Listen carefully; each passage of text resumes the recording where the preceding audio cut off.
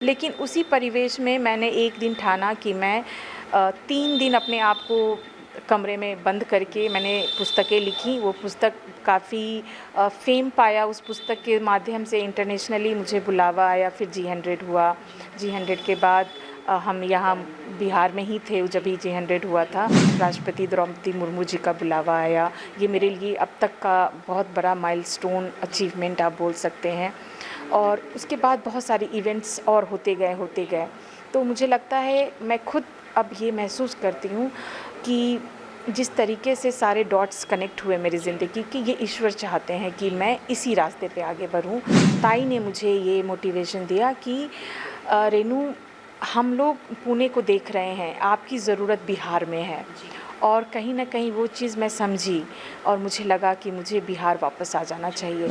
Sunita kidney कांड पूरे बिहार विश्व में नाम उसका हुआ था। ये हमारे सकरा रेफरल अस्पताल का कांड है, जहाँ पे एक किडनी चोरी हो गई थी। एक महिला तक सुनीता जीवित थी, लेकिन बाद में उनकी मृत्यु हो गई। एक दुभा स्टेशन है हमारे यहाँ, जहाँ पे पहले कोरोना से पहले कुछ इम्पॉर्टेंट जो महत्वपूर्ण ट्रेन है उनका रुकाव होता था वहाँ पे, जिससे क्या होता था कि जो माल है वहाँ से लोड होकर के कोलकाता और बाकी अन्य जगहों पे जाता था। तो व्यापार का बहुत अच्छा माध्यम था।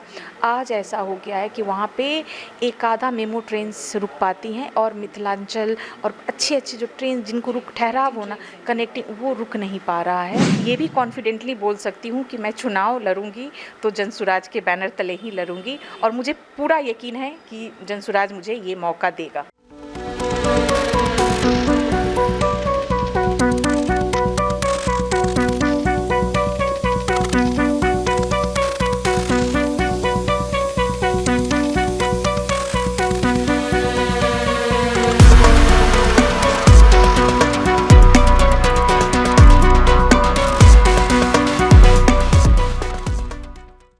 नमस्कार, मैं निशा श्री आप तमाम दर्शकों का स्वागत करती हूँ फर्स्ट लुक बिहार में, जहाँ हम देखते हैं खबरें जो जानना ज़रूरी है। और दर्शकों, हम जब बिहार की बात करते हैं तो बिहार की छवि हमारे दिमाग में आती है कि देश का सबसे पिछड़ा राज्य, और पिछड़े राज्य की अपनी अलग अलग समस्याएं होती हैं। और उसमें भी अगर वहाँ की महिलाओं की बात की जाए तो उनकी और स्थिति चिंतनीय हो जाती है, और उसमें भी जब और ज़्यादा पिछड़े वर्ग की महिला की बात हो जाए तब लगता है कि उनका तो अस्तित्व संभालना ही बड़ा ही चुनौतीपूर्ण रहा होगा। लेकिन हमारे राज्य, हमारे ज़िले से एक ऐसी महिला अंतर्राष्ट्रीय पटल पर अपनी पहचान बना चुकी हैं, और वो भी उस समुदाय से आकर जहाँ पर कि एक महिला का अपना अस्तित्व बनाना बहुत ही मुश्किल या कहें तो अकल्पनीय माना जाता है। आज हम आपको मिलवाने जा रहे हैं रेनू पासवान जी से। रेनू पासवान जी, आपका बहुत बहुत स्वागत है। बहुत बहुत धन्यवाद निशा जी। मैं आपका अगर परिचय देने लगूँ तो शायद ये पूरा का पूरा जो प्रोग्राम है हमारा वो मैं ही बोलती रह जाऊंगी, क्योंकि आपकी परिचय की इतनी सारी कड़ियाँ हैं। लेकिन उसमें मैं चाहूँगी कि हमारे दर्शकों को पता चले कि एक जो सबसे महत्वपूर्ण चीज़ जिसके बाद कि आपको पूरा अंतर्राष्ट्रीय पटल पर पहचान मिली, वो ये कि जब विश्व की 100 मजबूत महिलाओं को शामिल किया जा रहा था तो उसमें से एक आप हैं भारतवर्ष से, और उसमें भी आप बिहार के मुजफ्फरपुर को बिलोंग करती हैं, और अब सकरा में पूरी तरह से राजनीतिक रूप से सक्रिय हैं। क्या प्रेरणा मिली थी? क्योंकि जैसा मुझे आपके बारे में पता है, आपकी किताबों या आपकी प्रोफाइल को जब हम देख रहे थे कि आप अच्छी खासी नौकरी कर रही थी मल्टीनेशनल कंपनी में, और आपके परिवेश में जिस तरह के परिवेश से आप थीं, आपके लिए वो बहुत ही खुशहाल ज़िंदगी दे सकता था। लेकिन वो नौकरी छोड़ करके वापस बिहार आना और अपने राज्य में बिल्कुल ज़मीनी स्तर से काम करना, इसकी प्रेरणा आपको कहाँ से मिली? देखिए, जब मैं बहुत छोटी थी 13-14 साल की उम्र में, ढाब एरिया मालीघाट जो मैंने पहले भी बताया हुआ है, तो वहाँ पे जब मैं पढ़ाई कर रही थी और जब टीवी पे इंटरव्यूज़ आते थे इंदिरा गांधी जी के, और जब मैं उनको देखती थी कि वो महिला होके देश की प्रधानमंत्री हैं और देश चला रही हैं, तो वो मेरे मन में भी कहीं ना कहीं ये सवाल होते थे कि हम जैसी महिलाएं जो हर चीज़ से वंचित हैं, क्या हम ये काम कर पाएंगी, क्या हमें मौका मिलेगा। तो ये प्रेरणा मुझे उसी समय बहुत छोटी उम्र में मिल गई थी और मैंने उसी पे काम करना शुरू किया। बशर्ते कि मेरे पास कोई भी साधन संसाधन नहीं थे, लेकिन मैंने शिक्षा को सबसे महत्वपूर्ण स्थान दिया है अपनी ज़िंदगी में। हर घर परिवार समाज से लड़ के अपने आप को शिक्षित किया बिहार से बाहर गई। ये मेरा खुद का फ़ैसला था कि मुझे कुछ सालों के लिए बिहार से बाहर जाना चाहिए। मैं पढ़ लिख लूँ, दुनिया देख लूँ, समाज कैसे काम करता है, बाहर के राज्य कैसे काम कर रहा है। मैं कुछ सीख के वापस मैं बिहार लौटूँगी, ये मैं सोच के गई थी जब मैं गई थी। और देखिए ऐसा ही हुआ है। कम से कम 20 साल बाद मैं बिहार 2020 में आई और तब से मैं बिहार की राजनीति में एकदम ज़मीनी स्तर से मैं जुड़ी हुई हूँ। ये जुड़ाव इसीलिए है क्योंकि हमने वो कठिनाई देखी है। मैं मालीघाट में रही हूँ। मैंने देखा है कि किस तरीके से लड़कियों को, छोटी बच्चियों को टॉर्चर किया जाता है शादी के लिए। पढ़ाई-लिखाई तो बहुत ही दूर की बात है। और एक इमैच्योर महिला लड़की जिसको घर सँभालना पड़ रहा है, उसी बंधन में रह के उसे आगे बढ़ने का कोई मौका ही नहीं दिया जाता है। तो ये जो चीज़ मैंने खुद में इनजस्टिस जो देखा है, मेरा था कि मुझे बदलना है। और उसके लिए कैसे बदलेंगे? पहले खुद एक एग्ज़ाम्पल बन जाइए ताकि दुनिया देख के आपसे सीखे। तो मैंने बस यही किया कि एक एग्ज़ाम्पल किया, अपने आप को प्रूव किया, अपने पे मेहनत की, घर परिवार का नाम रोशन किया। और तब जाके ये जनता में जब मैं गई 2020 से, में जब मैं उस समय मेरा ऐसा कुछ प्लान नहीं था कि मैं पॉलिटिक्स में आई हूँ। मैं तो समाज सेवा कर रही थी। तेजस्विनी भारत के माध्यम से मैं बच्चियों को पढ़ा रही थी, अंडर प्रिविलेज बच्चों को पढ़ा रही थी ओपन स्कूल के माध्यम से। लेकिन जब हम घूमते थे गांव-गांव में, उस समय दौरान हम बहुत नए थे और लोगों का कहना था कि क्यों नहीं आप राजनीति में आइए। और उनके तरफ से ये मुझे बताया गया कि नहीं, आपको आना चाहिए। तो मुझे लगा कि बिहार आए हैं तो कुछ सक्रिय काम ही कर लेते हैं। ऊपर जाने से पहले कुछ ऐसी लेगेसी से सेट करके हम जाएं कि दुनिया याद रखे और उस काम को कोई फिर से करने की इच्छा करे। आपका जब हम सोशल मीडिया प्रोफाइल चेक कर रहे थे तो उसमें हमने देखा कि जब आप पुणे गईं और जिस जिस एज में आप गईं उस एज में लड़कियां जब सेटल हो जाती हैं, एक जॉब प्रोफाइल में घुस जाती हैं, तो जाहिर सी बात है उनको अपनी ज़िंदगी संवारने की इच्छा होती है। लेकिन हमने देखा और हमने एनालाइज़ किया कि शायद ये वजह होंगी कि आप समाज सेवा की तरफ मुड़ गईं, कि महाराष्ट्र की जो एक ताई जी थी जिन्होंने वहाँ पे मराठी अस्मिता के लिए बहुत ही लड़ाई लड़ी और उनसे आपका सानिध्य हुआ। ज़रा उस बारे में बताइए, क्योंकि आपका जो ये वापसी है, जैसे आप भी यहाँ से बाहर गईं लेकिन फिर आप वापस आई और आपकी पार्टी की भी ये लाइन है कि पलायन को रोकना है, तो ये बदलाव आपके अंदर कैसे आया, वो कनेक्ट हमें ज़रा बताएं। जी, तो महाराष्ट्र में वहाँ पे भी हम बहुत एक्टिव थे जॉब के साथ-साथ, क्योंकि मैं इन्फोसिस में काम कर रही थी। और जॉब के साथ-साथ मुझे 9 टू 6 भा नहीं रहा था। मुझे लग रहा था कि मैं बस डेली रूटीन फ़ॉलो कर रही हूँ, एक मोनोटोनस जॉब में हूँ। तो मैं वहाँ की जो महिलाएँ थीं, प्रभावशाली महिलाएँ, प्रभावशाली जो मोटिवेट करती थी महिलाओं को, हम वैसे ग्रुप के साथ शामिल हुए। ऐसे ही ग्रुप के साथ शामिल होते-होते एक दिन ऐसा मौका आया कि मुझे सिंधुताई सपकाल जी से मिलने का मौका मिला। उन्होंने मेरे से बातचीत की और उन्होंने एक दिन मुझे घर पे बुलाया। घर पे मुझे लगता है दिन भर और रात भर मैं एक दिन पूरा बिताया, उनके साथ खाना खाया। वहाँ जो बच्चियाँ रह रही थी जिनको उन्होंने रखा हुआ था अपने घर पे पालने पोसने के लिए, उन सब से इंटरैक्ट हुए। तो बातों-बातों में ताई ने मुझे ये मोटिवेशन दिया कि रेनू, हम लोग पुणे को देख रहे हैं, आपकी ज़रूरत बिहार में है। और कहीं न कहीं वो चीज़ मैं समझी और मुझे लगा कि मुझे बिहार वापस आ जाना चाहिए। ऐसे भी हम इन्फोसिस में नौकरी करके थोड़ा-सा मतलब मुझे अच्छा नहीं लग रहा था कि ये तो मेरा एम्बिशन था ही नहीं, क्योंकि जब हम आए थे बिहार छोड़ के तब तो ये सोच के आए थे ना कि हमको कुछ बदलना है, कुछ करना है। तो क्योंकि ज़िंदगी होती है, हम उस रास्ते पे जाते हैं, फ़्लो में बह भी जाते हैं, कभी-कभार कुछ गलतियाँ भी हो जाती हैं। लेकिन उसी परिवेश में मैंने एक दिन ठाना कि मैं 3 दिन अपने आप को कमरे में बंद करके मैंने पुस्तकें लिखी। वो पुस्तक काफ़ी फ़ेम पाया। उस पुस्तक के माध्यम से इंटरनेशनली मुझे बुलावा आया। फिर जी100 हुआ। जी100 के बाद हम यहाँ बिहार में ही थे जब भी जी100 हुआ था। अब वो थोड़ा पॉपुलर हो गया, रातों रात वायरल भी हुए थे वो चीज़ें। और फिर हमको लगा कि नहीं, एमएनसी का जॉब, और मैं उस समय वर्क फ्रॉम होम में थी, मतलब 2022 तक मैं इन्फोसिस में वर्क फ्रॉम होम भी कर रही थी। लेकिन समय आने पे मुझे लगा कि नहीं, मतलब एक नाव में दो पैर सवार करके हम आगे नहीं बढ़ेंगे। मुझे कहीं न कहीं ये डिसीज़न लेना होगा कि या तो मुझे मेरा जॉब प्यारा है या मुझे समाज के लिए काम करना है। और फिर एक ही रात में ये डिसीज़न हुआ कि मैं अब रेज़िग्नेशन डाल रही हूँ। पापा मेरे बहुत घबराए हुए थे, उनके चेहरे पे जो एक घबराहट दिख रही थी कि ये लड़की के पास ना इसने शादी की है, ना कोई है देख-रेख करने वाला, एक अच्छी सैलरी आ रही थी, इसने ये भी छोड़ दिया। बट फिर भी मैंने उनको समझाया कि ये शुरुआत है, कि कहीं अच्छा करने के लिए आपको सैक्रिफ़ाइस त्याग करना पड़ता है, रिस्क लेना पड़ता है ज़िंदगी में, और उसी रिस्क को लेते हुए हम आगे बढ़े। समाज सेवा, तेजस्विनी भारत को स्थापित किया और लगे हाथों। देखिए, ये यही चीज़ होती है कि आप जो चाहते हैं, जो मन से करते हैं ना, ईश्वर जो शक्ति है, ईश्वरीय शक्ति उसको आपके सामने लाके खड़ी करती है। तुरंत बाद ही राष्ट्रपति द्रौपदी मुर्मू जी का बुलावा आया।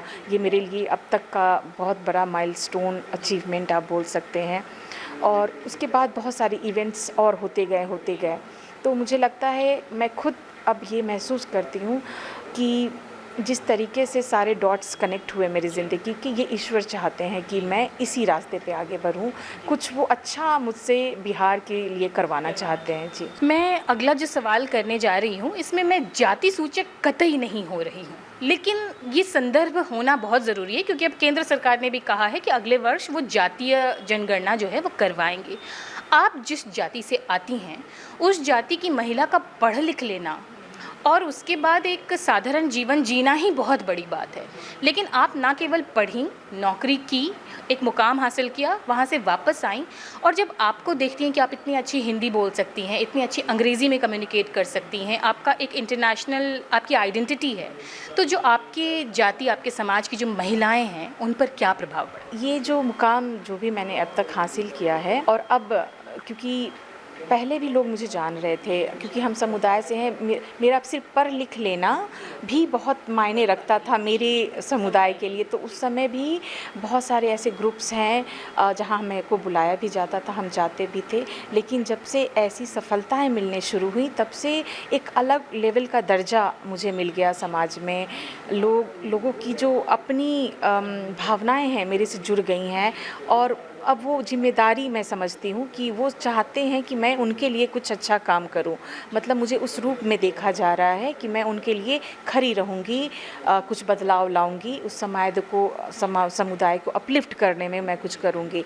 तो इससे ये भी हुआ कि जो पेरेंट्स अपनी बच्चियों की 13-14 साल की उम्र में शादी कराना चाह रहे थे, उन्होंने उनकी शादी रोकवाई, उनको पढ़ा लिखा के ग्रेजुएशन तक अब कर दिया है। और वो ये बोल रहे हैं कि अब आप रेणु जी से पूछिए कि आपको क्या करना, उनसे एडवाइस ले लीजिए। और हम लोग का सैटरडे संडे कभी कभार ऑनलाइन पूरा मीटिंग चलता है, पूरे बिहार से और जो बाहर भी हैं सब बच्चियां कनेक्ट होती हैं और हम लोग उनको गाइडेंस देते हैं। और भी कुछ महिलाओं को मैं पुणे से कनेक्ट करा देती हूँ जो लाइफ कोचिंग कर रही हैं, जो गोल सेटिंग में हेल्प करती हैं, जो करियर डेवलपमेंट में हेल्प करती हैं। तो हम वो काउंसलिंग भी कराते हैं बच्चियों का कि उनको क्या करना है।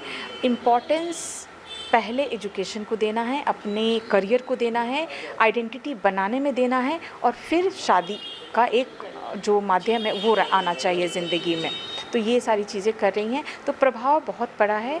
अभी भी जब हम फील्ड में जाते हैं, अगर किसी ऐसा मैं नहीं मानती हूँ कि सब लोग मुझे जानते हैं, कभी कभी बहुत जगह ऐसा होता है कि परिचय हमें देना होता है, लेकिन जो परिचय देते हैं और जिस तरीके से हम कम्युनिकेट करते हैं, उन पे बहुत अच्छा प्रभाव पड़ता है कि कोई उनके समाज से ऐसा पढ़ लिख के आया है जो उनको समझाने की, उनके जागरूक करने की कोशिश कर रहा है। तो ये प्रभाव मुझे देखने को मिलता है और हर वर्ग में देखने को मिलता है, बुज़ुर्ग से लेकर महिला से लेकर जो युवा साथी हैं, बच्चे हैं, सब में वो मिलता है। तो ये मेरा स्ट्रेंथ है और मैं इसी स्ट्रेंथ को लेकर पॉलिटिक्स में उतर रही हूँ। बस आप जिस जगह पहुंची पॉलिटिक्स की जो आपने बात की, मेरा अगला सवाल भी राजनीति से ही था कि आप जब समाज सेवा कर रही थी तो जाहिर सी बात है ऐसी कुछ चुनौतियां आपने देखी होंगी जो आपको लगा हो कि राजनीति के माध्यम से ही सॉल्व कर सकते हैं।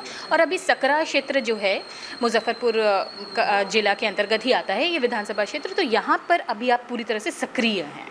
क्या लगता है सकरा की समस्या क्या है जिसको राजनीति में आने के बाद आप बदल पाएंगी?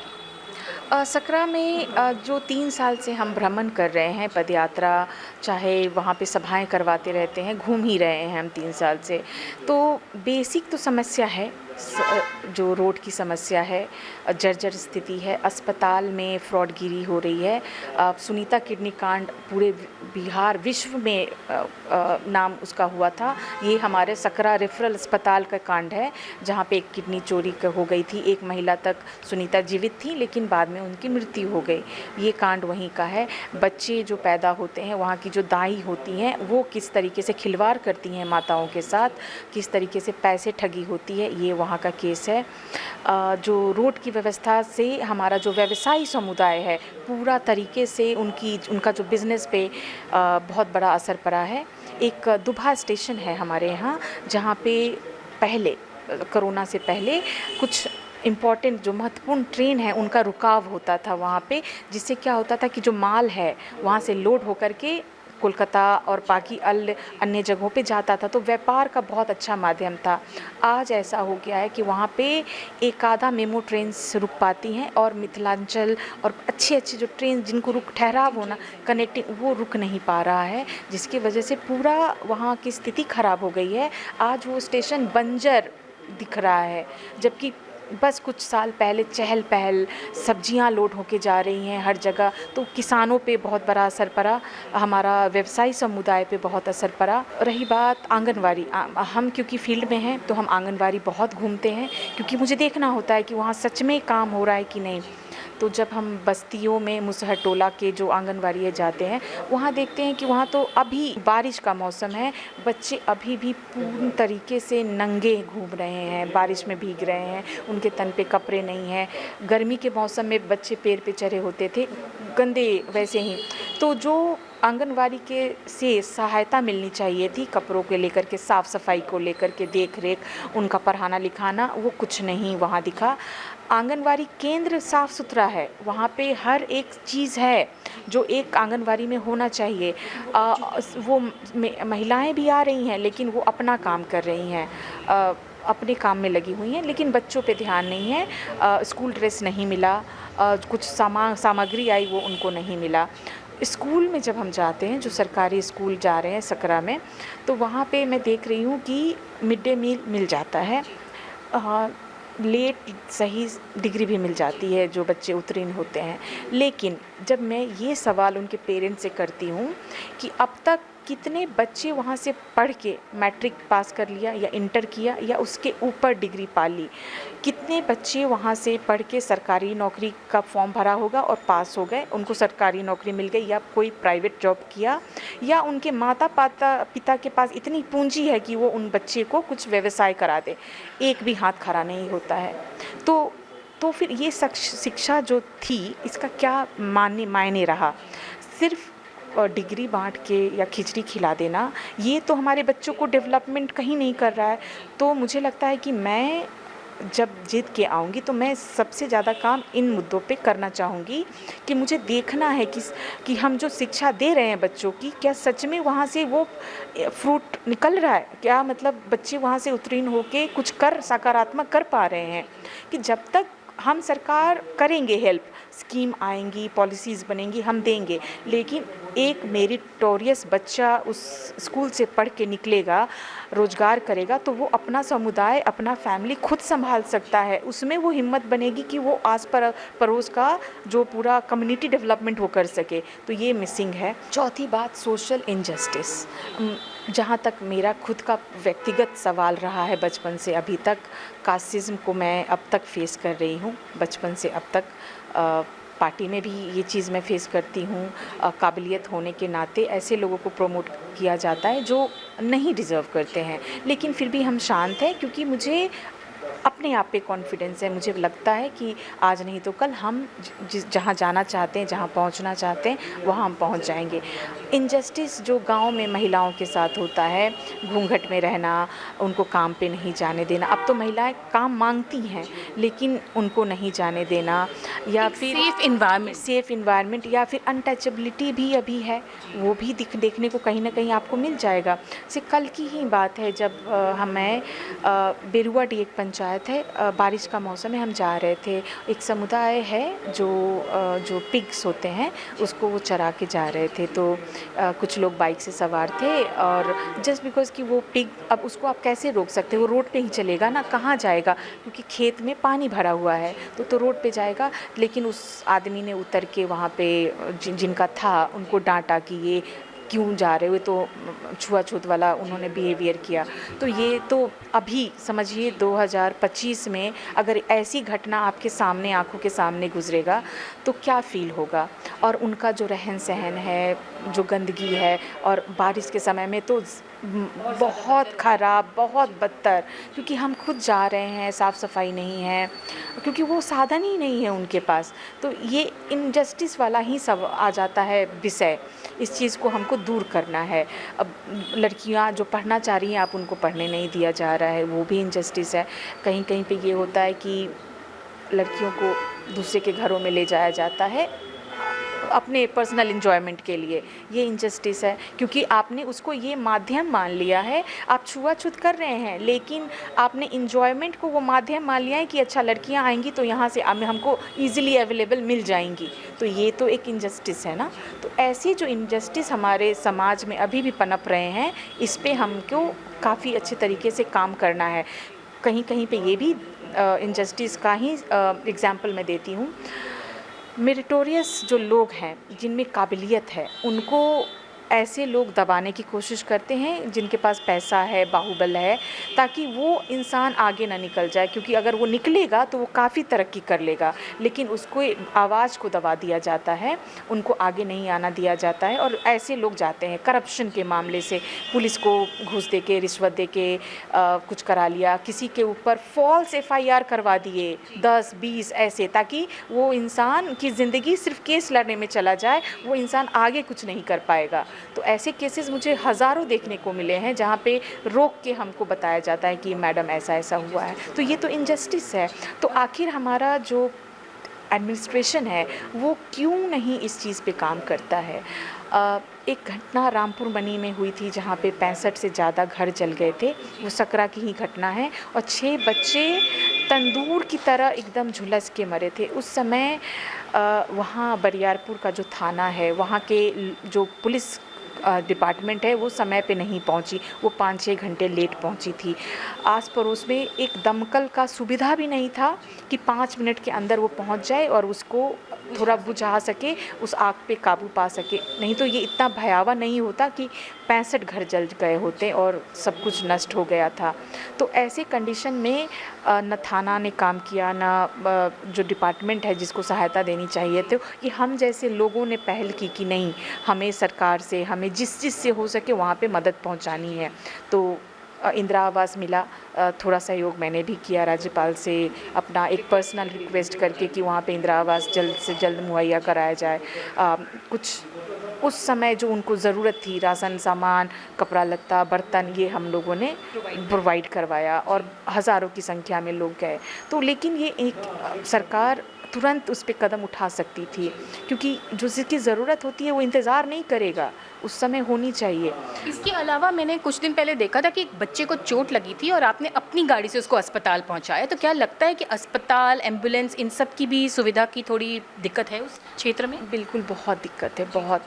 हम लोग आए दिन फील्ड पे रहते हैं तो कुछ ना कुछ ऐसी घटनाएं होती रहती हैं। फिर से मुद्दा यही आया, अगर सड़क ठीक होती और सड़क का जो चौड़ाई है वो थोड़ा ज़्यादा होता। क्या होता है ना कि वहाँ पे बाउंड्री भी नहीं है, बस एक लेन है, लंबा जा रहा है और पगडंडी की तरह आपने उसकी पिचिंग करा दी है और दोनों तरफ खाई है, गहरी खाई है। तो मेरे साथ वही हुआ था, 2 बच्चियाँ थीं, एक लड़का एक लड़की, पिताजी के साथ, वो भी ईद के समय कपड़े खरीदने जा रहे थे। सोचिए खुशी का माहौल था और वो बच्चा, एक ट्रक ने बहुत ज़ोर से झटका मारा, वो पूरा परिवार गिर गया बहुत गड्ढे खाई में। जब हमने उनको निकाला, हमें तो लगा कि शायद लड़का जा चुका है, लेकिन फिर भी होश आया उसको। बट लड़की का जो था, ये पूरा पोर्शन निकल चुका था, मांस। हमने आनन फानन में, हमारे पास गाड़ियाँ थी जिसमें हम जाते हैं, फटाफट उसको रखा और हम अस्पताल लेके गए। वहाँ पे तो कुछ नहीं हुआ, लेकिन हमने उसको रेफ़र करवाया एसकेएमसीएच में। फिर वहाँ पे 3 दिन आईसीयू में रहने के बाद वो किसी तरीके से घर गया है और फिर ठीक हुआ। अब जाके उसकी कंडीशन धीरे-धीरे ठीक हो रही है, क्योंकि ये बहुत बड़ा चोट लगा था उन्हें। ने अपनी गाड़ी से उनको एसकेएमसीएच भी लाया, इलाज वगैरह कराया और फिर वो 15-20 दिन के बाद थोड़ा-थोड़ा ठीक होना शुरू हुई। अभी एक हाल-फिलहाल की घटना है, जहाँ पे एक बाइक ने बहुत छोटे से बच्चे को रौंदते हुए चले गए और उस बच्चे की स्थिति बहुत ही ख़राब हो गई थी। उसको हम लोगों ने मुरौल के हॉस्पिटल में भर्ती कराया और वहाँ पे फिर से उसको पटना रेफ़र किया, एम्स हमने उन लोगों को, क्योंकि मेरा पर्सनल कनेक्शन है, इसलिए हमने डॉक्टर को फ़ोन करके डायरेक्ट यहाँ से एम्बुलेंस में उनको भिजवा दिया। वो एम्बुलेंस का खर्चा वगैरह तो जो था वो हम लोगों ने बेयर किया और उस किया। लेकिन पर्सनली अगर मैं देखूँ तो ऐसी कोई उपलब्ध जो चीज़ होनी चाहिए वो वैसा नहीं है। अप्रोच करना होता है, हमें बताना होता है, तब जाके चीज़ें हो पाती हैं। जी, तो ये कमी है, कमी तो है। चाहती हैं कि इन सारी जो जो कमियां हैं इनको पाट दिया जाए। ये जो पर्सनल कनेक्ट वाली जो बात आपने कही, इसको आप ख़त्म, और एक तरह से अभी आप राजनीति में फुल्ली नहीं एक्टिव हुई हैं और तब आप इतना कुछ कर रही हैं, तो जाहिर सी बात है जब पावर आएगा तो वो बदलाव होंगे। इसके अलावा मैं इसी से जुड़ा एक और सवाल करना चाहूँगी कि अभी आप पार्टी में हैं, इतना ज़्यादा एक्टिव, इतना कुछ कर रही हैं, लेकिन अभी तक पार्टी ने जो है वो नाम डिक्लेयर नहीं किया है कि उस क्षेत्र से किनको टिकट देंगे। तो आपको क्या लगता है कि आप ऐसा क्या करेंगी या क्या कहेंगी कि आपको टिकट मिले, क्योंकि ये बहुत ज़्यादा ज़रूरी है कि एक सही कैंडिडेट को टिकट मिले जो कि जनता की आवाज़ उठा रहे हैं। क्या कहना चाहेंगे? टिकट की घोषणा तो नहीं हुई है, लेकिन मैं पिछले 3 वर्षों से सकरा विधानसभा में बहुत ही ज़्यादा सक्रिय रूप में मैं काम कर रही हूँ। जितनी भी कैंपेन्स जन स्वराज की तरफ से हुई है, हर एक कैंपेन का मैं एक्टिव हिस्सा रही हूँ। चाहे उनको गाइडेंस देने का हो, एडवाइस देने का हो, चाहे वो प्रदेश की कोई कमिटी में कोई काम हो, उसको हमने किया है। अभी चुनाव अभियान समिति में भी मैं हूँ, तो मैं दूसरे कैंडिडेट्स का मूल्यांकन भी करती हूँ, ये भी ज़िम्मा हमको दिया गया है। कैंडिडेट होने के नाते मुझे मेरे विधानसभा में हर एक पंचायत में पहुंचना है, जो मैं काम बखूबी कर रही हूँ। 100-200 महिलाओं पुरुषों की सभाएं एवरीडे हम लोग कराते हैं, 3-4 सभाएं कराना होता है, सदस्यता लेनी हो रही है। अभी बिहार बदलाव हस्ताक्षर अभियान प्रशांत जी ने शुरू किया था, उसको भी हम लोगों ने सक्सेसफुली कंप्लीट किया। तो हर चीज़ कर रहे हैं। सकरा में मेरे साथ पूर्व विधायक सुरेश चंचल जी भी थे, लेकिन उन्होंने जो मेरा काम देखा, कहीं ना कहीं वो बैकआउट हुए। उनको लगा कि नहीं, टिकट रेणु को ही मिलेगा और या मिलना चाहिए। शायद उन्होंने मेरे समर्थन में वो काम किया, वो कांग्रेस उन्होंने ज्वाइन कर लिया।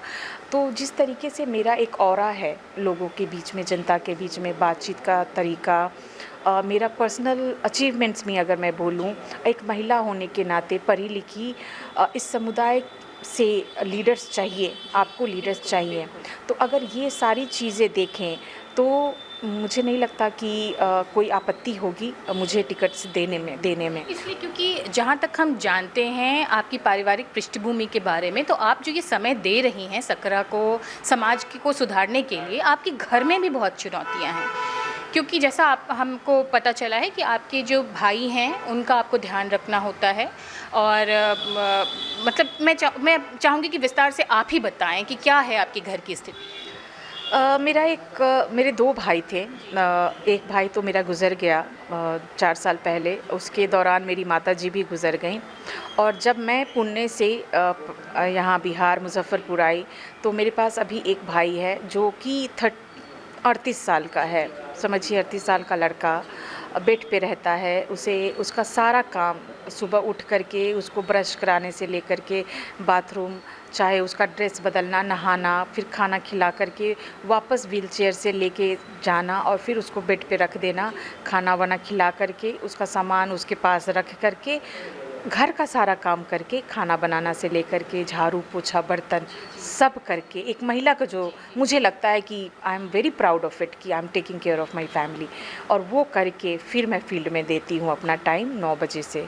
और रात के आजकल क्योंकि कैंपेन बहुत ज़्यादा इंटेंसिव हो गया है, तो हम आ जाते हैं घर पे 10-11 बजे के करीब, और उस समय फिर मैं खाना बनाती हूँ। ऐसा नहीं है कि मैं कोई मेड नहीं रख सकती या कुछ ऐसा है, बट मुझे ऐसा लगता है कि अगर मैं जो टाइम समाज को दे रही हूँ, मेरे परिवार को भी मेरा टाइम चाहिए। तो हम बैलेंस कर रहे हैं उस चीज़ को। मेरा भाई बखूबी दिन भर मेरा इंतज़ार करता है कि दीदी आएगी तो चाय बना के देगी। अब हम जितने रात को भी पहुँचे वो मेरे से चाय बनवा के पीता है, तभी खाना खाएगा। तो वो समझदार है, जो भी बैठा रहता है, लेकिन वो जानता है कि इसको काम करना है। ये जनसुराज मिमिक्री करता है। अगर मैं किसी दिन लेज़ी हो गई, वो बोलेगा प्रशांत जी की भाषा में, बिहार को बदलना है, तुम्हें जाना पड़ेगा, ये इसको वोट दीजिए। तो वो देखता रहता है प्रशांत जी के यूट्यूब के वीडियोस, तो उसी तरीके से मिमिक्री करके मुझे भेजेगा। ऐसा भी बोलेगा कि आज तुम नहीं जाओगी तो तुमको 1 रुपया हम नहीं देंगे। तो वो है उस तरीके का, बहुत इंटरेस्टिंग लड़का है मेरा भाई। तो वो खुद में अपने आप में रहेगा, उसको पता है कि कुछ अच्छा काम हो रहा है, बेहतरी के लिए हो रहा है, तो वो मुझे फ्री रखता है सब अपने एंड से। मतलब बिस्तर पे रहता है, थोड़ी बच्चों वाली समझ है, लेकिन मैं मानती हूँ कि उसकी समझ बहुत अच्छी है। एक भाई का बहुत बढ़िया रिस्पॉन्सिबिलिटी वो निभा रहा है और मुझे हमेशा काम के लिए प्रेरित करता है, मोटिवेट करता है। आपने जो अभी पूरी घटना की चर्चा की, ये अपने आप में बड़ा खूबसूरत पहलू है, क्योंकि ज़ाहिर सी बात है हाउस हेल्प आप नहीं रखती हैं क्योंकि आप महिलाओं को आप हाउस हेल्प से ऊपर उठाना चाहती हैं, और एक तरह से ये भी संदेश देता है कि हाउस हेल्प से ऊपर उठ करके हमें काम करना है। और आने वाले समय जैसे हम विदेशों में देखते हैं कि आप चाहे किसी भी पद पर हो, घर का काम आपको खुद करना होगा क्योंकि हाउस हेल्प्स बहुत ही एक्सपेंसिव हैं। तो इसी तरह का माहौल, इसी तरह का बदलाव आप बिहार के लिए चाहती हैं? बिल्कुल, बिल्कुल। मैं चाहती हूँ कि जो हाउस हेल्प हैं, हमारा कुछ कम्युनिटी भी चलता है जिसमें मुज़फ़्फ़रपुर की ही कम्युनिटी है, जिसमें सिर्फ हाउस हेल्प जो हैं मेड्स, वो उनका ग्रुप है। और वहाँ पे भी ट्रेनिंग्स होती हैं कि उनको किस तरीके से अपने आप को डेवलप करना है। जो घर का काम, मुझे अच्छा नहीं लगेगा कि मेरे सामने कोई महिला नीचे बैठ के मेरे घर में पोछा लगा रही हो, मुझे अच्छा नहीं लगेगा। और जब मैं आई थी 5 साल पहले 2020 में, उस समय मम्मी नहीं थी, पापा थे, तो पापा के समय एक थी। तो जब मैं आई ना, तो मुझे बुरा लगता था, मुझे लगता था ये काम क्यों वो करेंगी। हाँ, मुझे लगा बर्तन, मेरा जूठा बर्तन वो क्यों धोएंगी। हमें भगवान ने हाथ दिया है सारा काम करने के लिए, और हमें तो 3 लोग हैं, आधे घंटे में मेरा सारा काम हो जाता है, किचन का खाना पीना बन जाता है, हर चीज़ मैं कर लेती हूँ। तो सक्षम बनाया है ईश्वर ने मुझे, और जब तक मैं कर रही हूँ, मुझे इतना पता है कि मैं विधायक बन जाऊँ, मंत्री बन जाऊँ, या उससे ऊपर का भी मुकाम अगर मैं हासिल कर लूँगी, एक महिला होने के नाते मेरा पारिवारिक ये जिम्मेदारी है कि मैं अपने परिवार के लिए खाना खुद बनाऊँगी। जी, तो ये एक बहुत ही सुंदर मैसेज जो है वो आपकी तरफ से जाता है। और इसके अलावा एक सवाल जो आपसे ऑफलाइन जब बातें हो रही थी, तो एक बात है कि आप अपना सरनेम बड़े और लगाना भी चाहिए, मैं इसमें कोई आपत्ति वाली बात नहीं, लेकिन हाँ, ये बात भी सच है कि पासवान समुदाय की महिलाएं आकर आपसे कहती हैं कि हम बड़े शान से अपने नाम के साथ पासवान सरनेम लगाते हैं। इसके संदर्भ में बताइए। ओके, तो ये बचपन की ही घटना है। जब मैं स्कूल में थी, मुज़फ़्फ़रपुर के ही स्कूल में, नाम नहीं लूँगी, तो वहाँ पे जो टीचर्स थे, जब हम बोलते थे कि मेरा नाम रेणु पासवान है, या फादर का नाम हम बताते थे कि हम पासवान सब कम्युनिटी से हैं, तो उनका ये मानना था कि मैं नाम का जो सरनेम है वो चेंज कर लूँ, कुछ अपर कास्ट का सरनेम लगा लूँ, क्योंकि आजकल तो चलन है, कोई भी लगा लेता है। लेकिन मेरा ये स्टैंड था कि मैं क्यों सरनेम बदलूँगी। I am very much proud of who I am, like जहाँ मैं बॉर्न हुई हूँ, मुझे वो पसंद है। और क्यों ना इसी सरनेम को इतना ऊंचा, इतना स्ट्रॉन्ग बना दिया जाए कि हर एक जो अब टाइटल नहीं लगाते हैं वो भी वो टाइटल को लगाएंगे। तो जो भी मैंने अचीवमेंट आज तक के टिल डेट हुआ है मेरा, तो इसकी वजह से ये सरनेम हाईलाइट में हुआ है, इसका वेटेज बढ़ गया है। और अब खुशी खुशी जो लड़कियां भी हैं अपने नाम के आगे कुमारी के बजाय सरनेम लगाती हैं, पूजा पासवान, रेणु पासवान, रेखा पासवान, इस तरीके से टाइटल लगाती हैं। जो पुरुष हैं वो भी टाइटल लगाते हैं। वो इस संदर्भ में बचना चाह रहे थे कि क्योंकि उनके साथ राजनीति हो जाती है, उनके साथ कास्टिज़्म होता है, तो वो बचना चाह रहे थे। लेकिन मेरा कहना है कि इनसे बचने की ज़रूरत नहीं है। आप जो हैं आप ट्रू रहिए उसी पे, और आप लड़िए, समाज से लड़िए, आप कुछ ऐसा कीजिए ताकि शिक्षा से ही आप आगे बढ़ सकते हैं, बदल सकते हैं। तो बस उसी पे मैंने फोकस थी, और आई थिंक यही एक मात्र रीज़न था जो यूएन ने मुझे बुलाया था, क्योंकि मैं बचपन से इसी बात पे सटीक थी कि मैं अपना टाइटल चेंज नहीं करूँगी, मैं जो हूँ वही रहूँगी, समाज को वही दर्पण दिखाऊँगी मैं, और ताकि उनको भी ये प्रेरणा का स्रोत बने। रेनू, आपने जितनी बातें बताई वो जो भी दर्शक हमारे देख रहे होंगे उनको बहुत ही ज़्यादा प्रभावित किया होगा और उनको एक उम्मीद की जो किरण है बिहार बदलाव को लेकर के वो जगी होगी। लेकिन जैसा कि आप जानती हैं कि राजनीति जो है वो उसमें बहुत चीज़ें अनप्रेडिक्टेबल होती हैं। आप मान लीजिए कि आपको पार्टी की तरफ से टिकट नहीं मिला, फिर आपका स्टैंड क्या हो? देखिए, मुझे इतना पता है कि मैं इस बार चुनाव लड़ रही हूँ। मैं खुद जानती हूँ कि मैं इस बार चुनाव लड़ रही हूँ और वो मैं कैसे भी लड़ूंगी, हो नहीं हो मैं चुनाव लड़ रही हूँ। अब इसके मायने ये भी बहुत हो सकते हैं, या फिर मैं खुद चुनाव लड़ूँ, क्योंकि हमारे पास एक इंडिपेंडेंट चुनाव लड़ने का साधन है, वहाँ तो कोई नहीं रोक सकता है। लेकिन फिर भी मैं इतना ये भी कॉन्फिडेंटली बोल सकती हूँ कि मैं चुनाव लड़ूंगी तो जनसुराज के बैनर तले ही लड़ूंगी, और मुझे पूरा यकीन है कि जनसुराज मुझे ये मौका देगा। क्योंकि आपका मोटो और आपकी पार्टी का जो मोटो है वो मैच करता है। जी, तो इन्हीं शुभकामनाओं के साथ कि आने वाले समय में आप जो बिहार का जो भी आपका विज़न है उसको आप, जो आपकी किताब का भी नाम है वॉइस फॉर नो वॉइस, तो वो आप आवाज़ बन करके खड़ी होंगी और जो बिहार बदलाव का यात्रा का जो पैटर्न आपकी पार्टी का जो पार्टी लाइन है उसके ऊपर भी खड़ी उतरेंगी। इस शुभकामना के साथ बहुत बहुत धन्यवाद ये समय देने के लिए। थैंक यू निशा जी, आपको भी बहुत बहुत धन्यवाद। तो ये थी रेनू पासवान। इनका आपको एक परिचय हमारे दर्शकों के सामने हमने आज रखा, लेकिन जैसे जैसे चुनाव नज़दीक आएगा और इनकी और भी बहुत सारी बातें हैं, उन पहलुओं को हम एक एक करके कवर करेंगे जब अगली बार हमारी मुलाकात होगी। अभी के लिए दीजिए इजाज़त। आप देख रहे थे फर्स्ट लुक बिहार। धन्यवाद।